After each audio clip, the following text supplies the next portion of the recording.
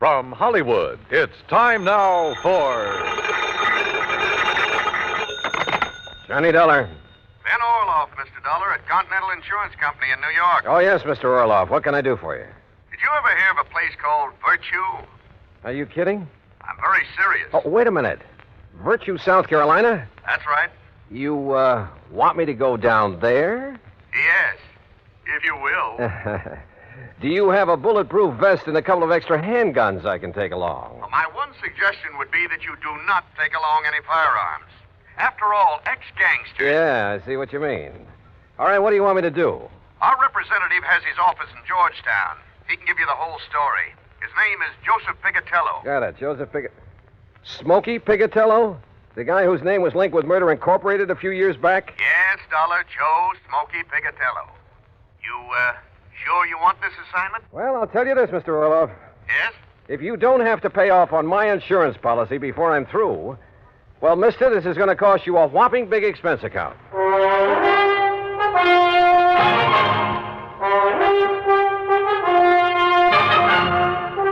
Bob Bailey in the exciting adventures of the man with the action-packed expense account. America's fabulous freelance insurance investigator. Yours truly, Johnny Dollar.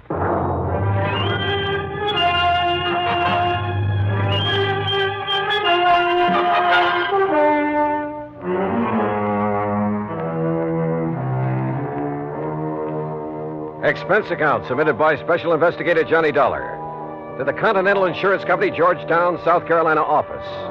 Following is an account of expenses incurred during my investigation of the Village of Virtue matter.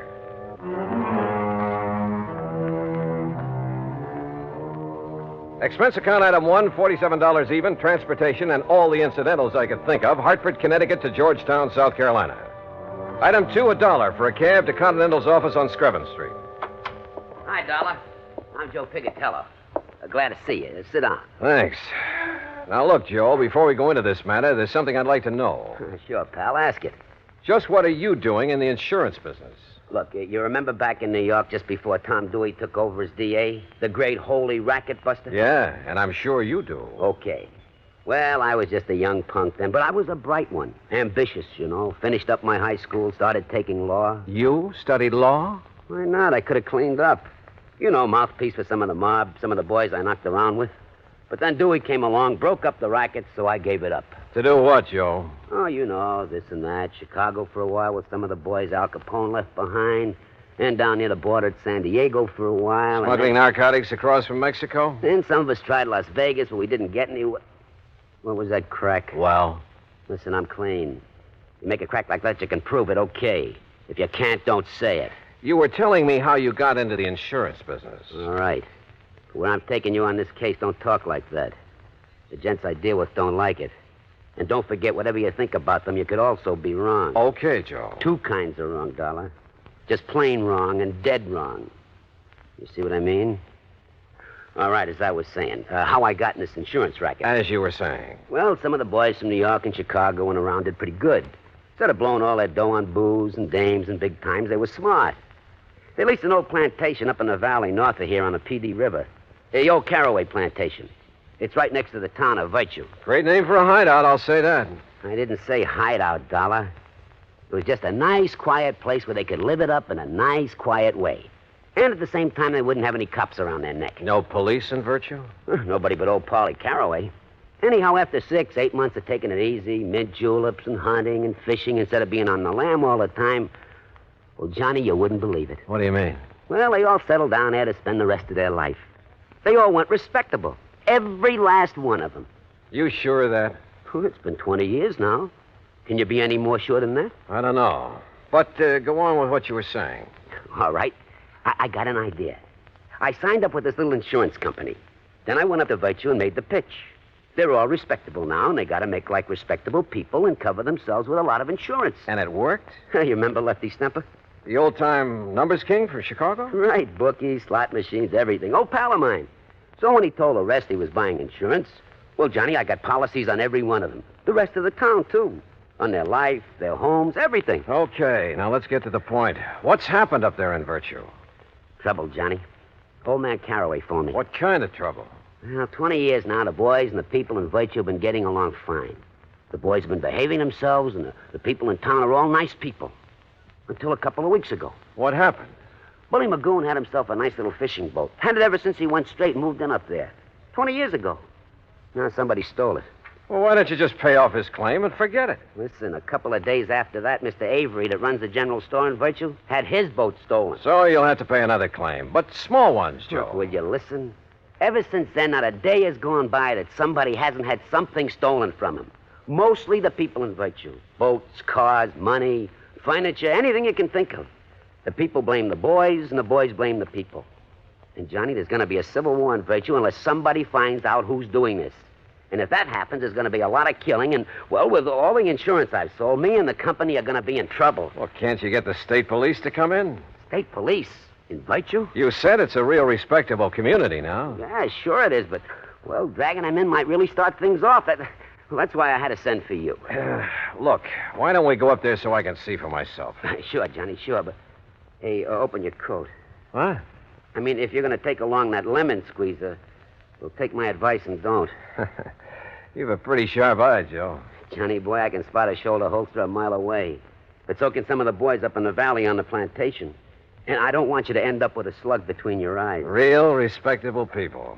Well, shall we go? My car's outside. Into the Valley of Death rode the 600. Huh? At least a couple of them. What are you talking about? Nothing, Joe. Let's go. Act two of yours truly, Johnny Dollar, in a moment. Our flag now numbers 50 stars, and behind each star there stands yet another flag representing one of the 50 states. Florida's state flag bears the Red Cross of St. Andrew in sympathy with the flag of the Confederacy on a field of white. Centered over the cross is the state seal. Within a golden circle, the sun, an emblem of glory and splendor representing absolute authority, peers over a highland in the distance. Flowers, a symbol of hope and joy, are scattered by an Indian maiden, indicative of the Indian influence within the state. Centered is the cocoa or palm tree, an emblem of victory, justice, and royal honor. Florida state flag, the flag of the 27th state to enter the Union, was adopted in 1900. And now, Act two of yours truly, Johnny Dollar, and the Village of Virtue Matter. Joe Pigatello, erstwhile gangster turned insurance agent, led me out to his car, and we headed north out of Georgetown, South Carolina.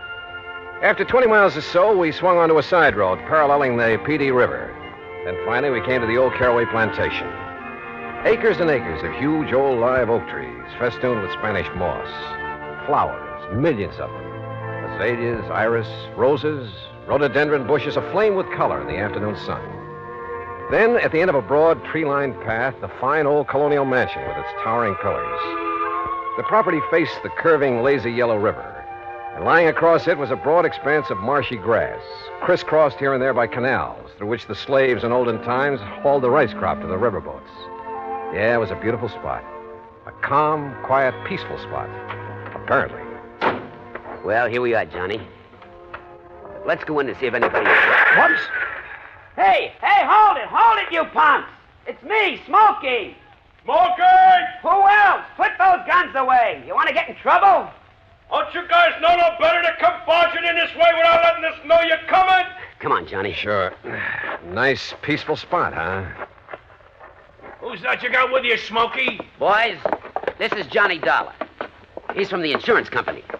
Johnny, this is Bo Magoon. Yeah. Hi. And this is Lefty Stemper. Hiya. Johnny Dollar, huh? And the shrimp there is Flippy Lakovich. Hiya, Johnny. I'm pleased to meet you. What? That's away, Flippy! What did you bring here, Smokey? A dick or something? Yeah, Dollar, what's the idea of packing a rod? All right. Let him go, you guys. Oh, yeah. Look, he's on our side. He's up here to find the stuff that's been stolen. Yeah, we don't need no outside help. Oh, you've found who's behind the thefts, huh, Lefty? No. If it's any of your business, It then I is don't my thi- business. You're interrupting me. Yeah, Dollar, shut up. I say we'll find out who's coming over here from Virtue and taking our stuff ourselves. And when we do, we'll eliminate them. Right back to the old days, huh? If we got to protect our rights. How about letting me have my gun? Well? Hear that, Flippy? He wants his gun. You make a move the dollar and I'll flip you so fast that Oh, you mean like this? Hey, it's Flippy got flipped.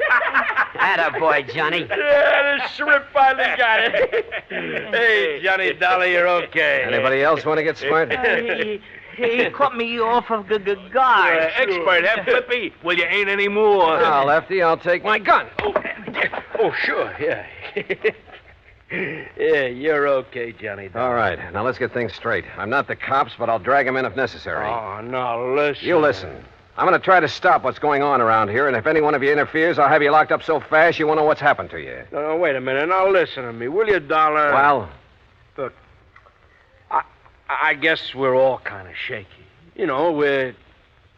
Well, we're sort of somewhat upset by the events of the past couple of weeks or two. You know what I mean? Lefty, Joe told me that if the burglaries, robberies, whatever they are, go on much longer, there's liable to be a war between you and the people of the town. We ain't worried, no. We got enough guns and ammo stashed away around to shut up. Bull. Oh, yeah, sure, Lefty, sure. I'm sure you have.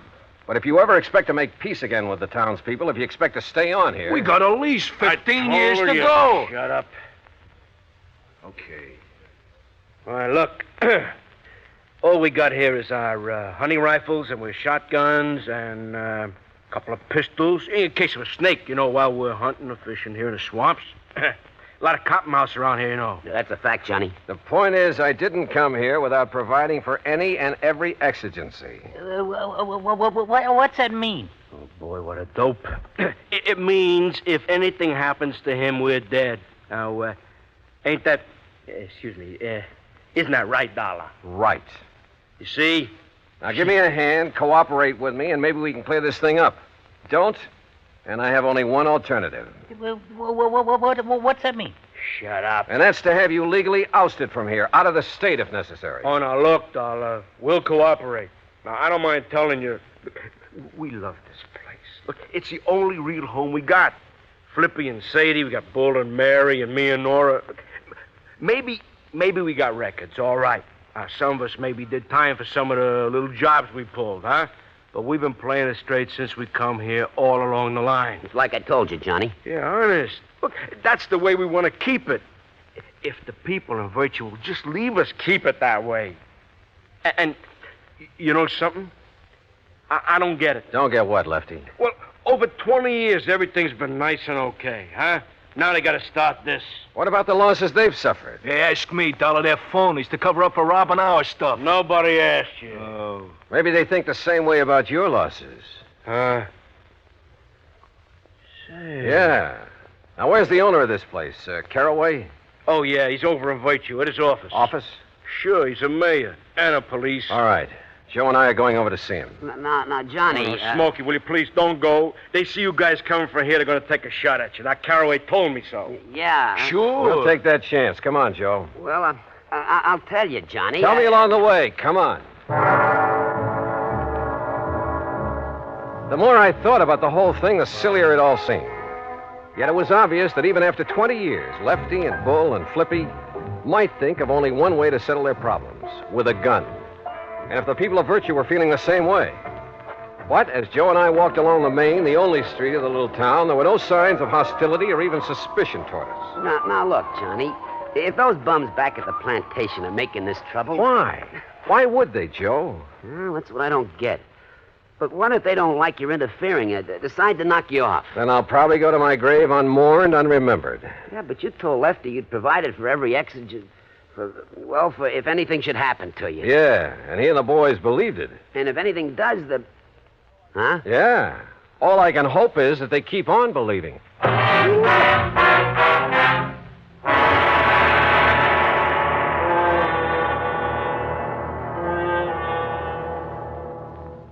Act 3 of yours truly, Johnny Dollar, in a moment.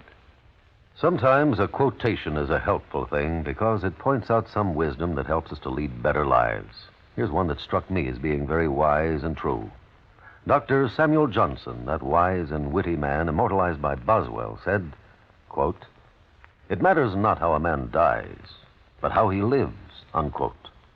A man's life may be long or short, but the way he lives it is the important thing. It's important, no matter what he does, that he have integrity, loyalty, and honor, and a sound code of conduct. Enlisting at the age of 17 with his parents' permission, Corporal Charles L. Gilliland found himself, soon after his 18th birthday, in a narrow defile in the middle of the treacherous rocky terrain of Tongmangni, Korea.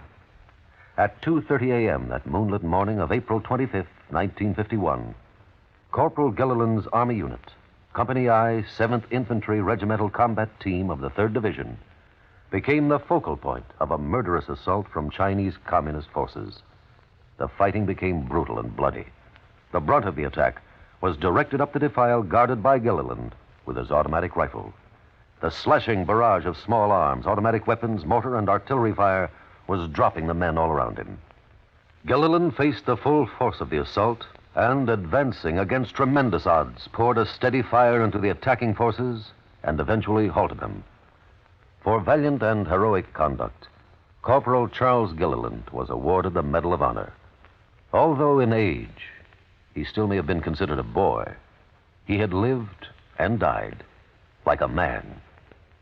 And now, Act 3 of yours truly, Johnny Dollar and the Village of Virtue Matter.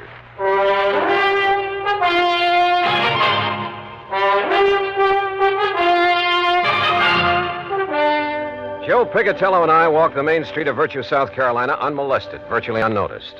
And we found the mayor, Parley Caraway, in the little shack that served for an office. I'm also the police chief, Mr. Dollar. Don't you forget that, sir. And you found no clue as to who has been committing the robberies? No, sir. None whatsoever. But who else would do it? They're all three of them ex-gangsters. Sure, ex-gangsters. Why, Mr. Caraway? Why would these men suddenly want to make trouble with their friends, your townspeople? I don't know. I honestly don't know.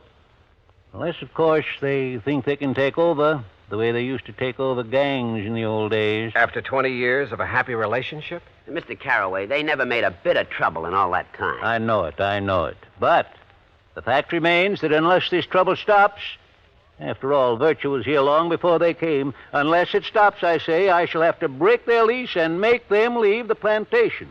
Oh, they pay you pretty well for it, huh? Enough to keep it in good repair. Hey, that's a beautiful ring you're wearing. Huh? Oh, yes. 2.5-carat diamonds, sir. Yeah. And is that your nice new car out front? Yeah, it certainly is. Ain't it pretty? About $8,000, pretty. Say, didn't you have a new one last year, too, Mr. Caraway? Of course. I try to have one every year. But now, Tell gentlemen... me one thing, Mr. Caraway. Yes, sir? If you really think the robberies around here are going to cause so much trouble... Oh, I do. That's why I contacted Mr. Pigatello. Well, why haven't you called in the state police? Because I am the mayor of Virtue. I'm the police department, and I can take care of these things myself. And now that you gentlemen have witnessed the bad blood between these gangsters and the people of the town, well, sir, I'm going to throw them off that plantation. In spite of all the money they've been paying you? Yes, sir, and I'm sure you gentlemen will back me up in... all the money, did you say? Enough to keep you well-dressed, well-fed, and fancy cars. And now, look here, sir. Do you realize how much that property will bring? Well, no, that depends. How much have you been offered? I'll tell you how much. $124,000. Ah.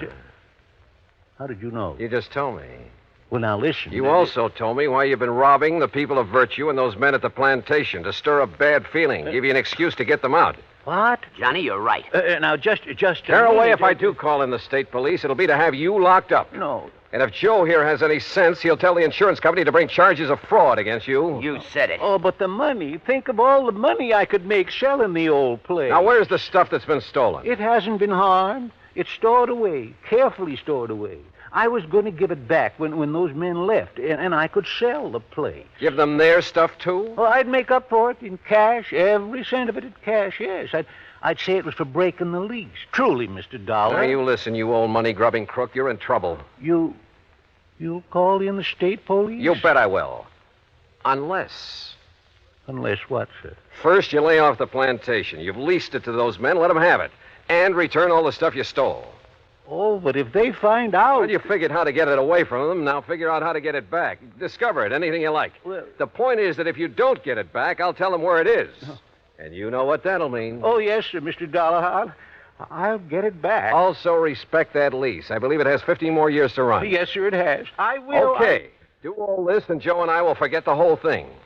But if you don't, And Joe will be checking on you. You said it. Oh, but I will, Mr. Dollar. I promise you I'll get Okay. right on it. Come on, Joe. Let's go back to the plantation and have a drink with some respectable citizens.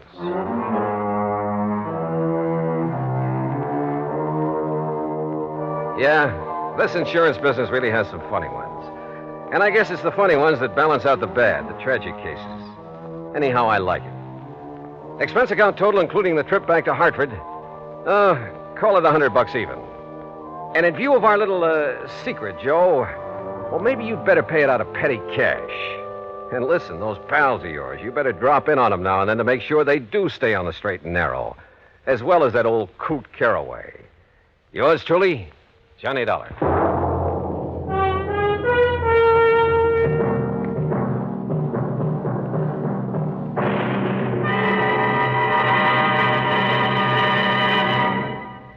Our star will return in just a moment. Our flag now numbers 50 stars, and behind each star there stands yet another flag representing one of the 50 states. Michigan's state flag was born on February 22nd, 1837. Because of the strategic role played by Michigan in the War of 1812, the word "to a bore, I will defend," is prominent on the blue flag of Michigan. Beneath it, a rising sun casts its rays over a lake, and a man standing on a peninsula with his right hand raised, symbolizing peace, while in his left hand he holds a gun, indicating that although they love peace, the people of Michigan are ready to defend their state and nation. Another motto, the state's official one, is at the base of the flag: Si queris peninsulam emonam circumspice. If you seek a pleasant peninsula, look about you. Thus does Michigan's flag carry its own invitation to visit one of America's scenic areas. Michigan's state flag, the flag of the 26th state to enter the Union, was adopted on August 1st, 1911. Now, here's our star to tell you about next week's story. Next week, a strange series of fires. And believe me, the reason for them is a strange one, too. Join us, won't you? Yours truly, Johnny Dollar.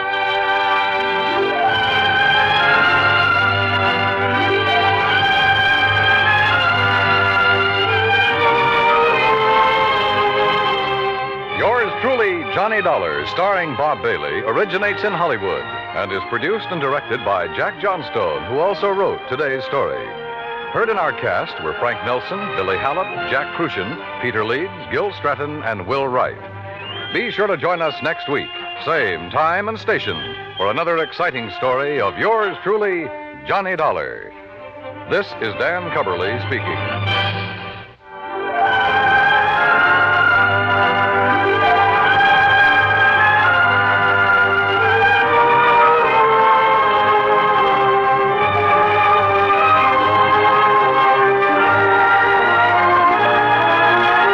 This is the United States Armed Forces Radio and Television Service.